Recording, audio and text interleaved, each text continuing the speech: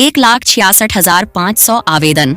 जी हां दोस्तों, राज्य में जमीन मापी के लिए ऑनलाइन आवेदन के तहत 1,66,500 आवेदन प्राप्त हुए हैं, पर निपटान दर केवल 50 से 60% रही है। आपके बता दें, राजस्व एवं भूमि सुधार विभाग ने प्रक्रिया को तेज करने के लिए प्रयास शुरू किए हैं। विभाग के सचिव जय सिंह ने लंबित मामलों के शीघ्र निपटारे का निर्देश दिया। आवेदन में आवेदक का मोबाइल नंबर भरने की अनिवार्यता पर भी जोर दिया गया है, ताकि सूचनाएं सीधे आवेदक तक पहुँच सकें।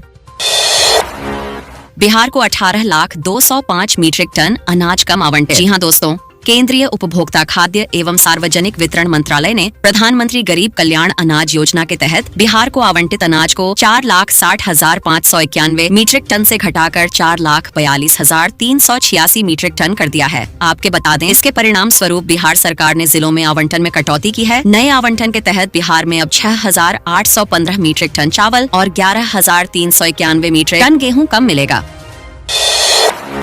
पिछले 1.5 माह में प्याज के दाम 2 गुने से अधिक हो गए हैं, जिससे आम लोगों का बजट गड़बड़ा गया है। गृहिणियों का कहना है कि प्याज लहसुन के बिना खाने का स्वाद अधूरा है। कई लोगों ने दाम कम होने तक इनका उपयोग सीमित कर दिया है और सरकार से राहत की उम्मीद जताई है।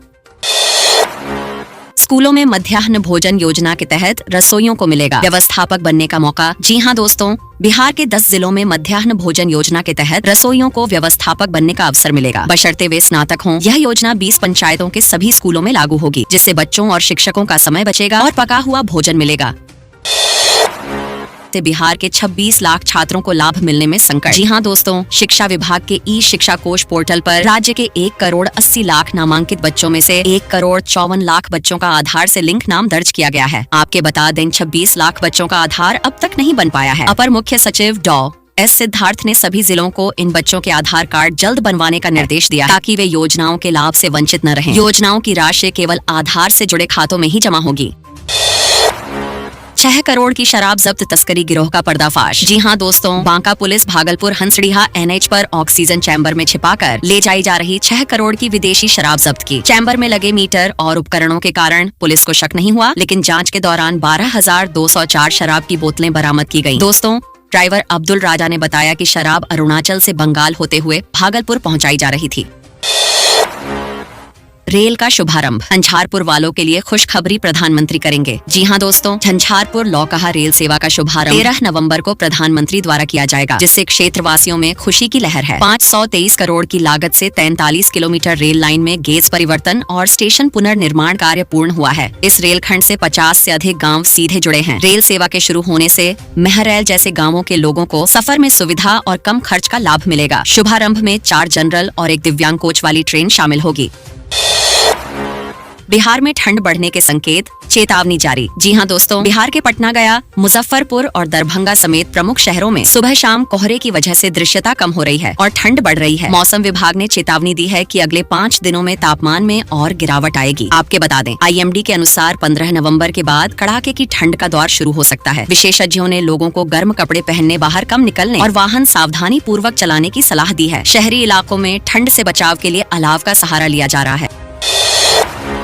बिहार में पैक्स चुनाव नामांकन शुरू, पहले चरण में 138 प्रखंडों में होगा मतदान। जी हां दोस्तों, बिहार में पैक्स चुनाव के पहले चरण में 138 प्रखंडों के 1,618 पैक्सों में नामांकन प्रक्रिया 13 नवंबर तक चलेगी। स्क्रूटनी 14 से 16 नवंबर तक होगी और नाम वापसी व चुनाव चिन्ह वितरण 19 नवंबर को होगा। मतदान 26 नवंबर को होगा और मतगणना 26 या 27 नवंबर को होगी। उम्मीदवारों को नामांकन शुल्क 1,000 रुपए, महिलाओं और आरक्षित श्रेणी के लिए 500 रुपए तय है। ग्रामीण बिहार में मेडल लाओ नौकरी पाओ योजना। जी हां दोस्तों, बिहार राज्य खेल प्राधिकरण ने मेडल लाओ नौकरी पाओ योजना के तहत 5 दिसंबर तक खिलाड़ियों से ऑनलाइन आवेदन मांगे हैं। इस योजना के तहत राष्ट्रीय और अंतर्राष्ट्रीय स्तर पर प्रदर्शन करने वाले बिहार के खिलाड़ियों को सरकारी नौकरी का अवसर मिलेगा। दोस्तों, नियुक्ति प्रक्रिया के तहत राज्य के 342 खिलाड़ियों को अब तक बिना परीक्षा नौकरी मिली है। नए आवेदन के लिए न्यूनतम आयु 18 वर्ष तय की गई है, जबकि अधिकतम आयु सीमा नहीं है। बिहार में 42,000 रोजगार सृजन के लिए 20 कंपनियों ने IT क्षेत्र में निवेश की योजना। जी हां दोस्तों, बिहार में पहली बार करीब 20 कंपनियों ने IT क्षेत्र में निवेश के लिए निबंधन कराया है, जिससे 42,000 रोजगार सृजित होंगे। इनमें 12,000 प्रत्यक्ष और 30,000 अप्रत्यक्ष रोजगार शामिल हैं। नई IT नीति के तहत कंपनियां राज्य में अपने उपक्रम स्थापित करने में रुचि दिखा रही हैं। CTRLAs, भारतीय एयरटेल और ड्रोन कंपनियों के अलावा अडानी और ब्रिटानिया जैसी दिग्गज कंपनियां भी राज्य में निवेश कर रही हैं।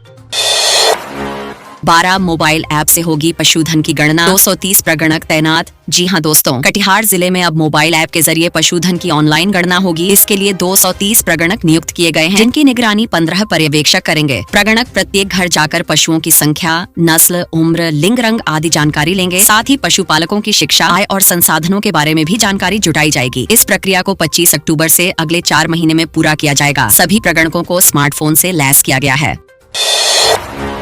निजी क्लिनिक में ऑपरेशन के दौरान महिला की मौत। जी हां दोस्तों, खरीक थाना क्षेत्र के एक निजी क्लिनिक में ऑपरेशन के दौरान महिला की मौत हो गई। मृतका के बेटे मिथुन कुमार ने आरोप लगाया कि आशा कार्यकर्ता के प्रलोभन पर 30,000 रुपए देकर ऑपरेशन कराया गया था, जिसमें महिला की मौत हो गई। घटना के बाद क्लिनिक संचालक फरार हो गया। परिजनों और ग्रामीणों ने हंगामा करते हुए कार्रवाई की मांग की। पुलिस मामले की छानबीन कर रही है। बिहार में गेहूं की खरीद 2,425 रुपए प्रति क्विंटल, किसानों को मिलेगी सुविधाएं। जी हां दोस्तों, बिहार में अब सरकारी गेहूं खरीद केंद्रों पर 2,425 रुपए प्रति क्विंटल की दर से गेहूं खरीदी जाएगी। FCI ने किसानों से अधिक गेहूं बुवाई की अपील की है। पंजीकृत किसान ऑनलाइन पोर्टल के जरिए गेहूं बेचकर 48 घंटे में भुगतान प्राप्त कर सकते हैं। इस वर्ष रबी फसलों का क्षेत्रफल 40 लाख हेक्टेयर, जिसमें 26 लाख हेक्टेयर में गेहूं की बुवाई होती है। मिट्टी की जाँच से फसल के उत्पादन में सुधार होगा। प्रशांत किशोर ने नीतीश कुमार पर साधा निशाना कहा। बिहार सबसे गरीब राज्य। जी हां दोस्तों, प्रशांत किशोर ने नीतीश कुमार और बीजेपी पर हमला करते हुए कहा कि बिहार आज देश का सबसे गरीब, पिछड़ा, अशिक्षित और बेरोजगार राज्य बन गया है। उन्होंने केंद्र और राज्य सरकार के आंकड़ों का हवाला देते हुए नीतीश कुमार से नीति आयोग की रिपोर्ट जारी करने की मांग की। वहीं नीतीश कुमार ने अपने शासनकाल का बचाव करते हुए कहा कि उन्होंने सभी समुदायों के लिए काम किया और विपक्ष पर आरोप लगाया कि उन्होंने कुछ नहीं किया।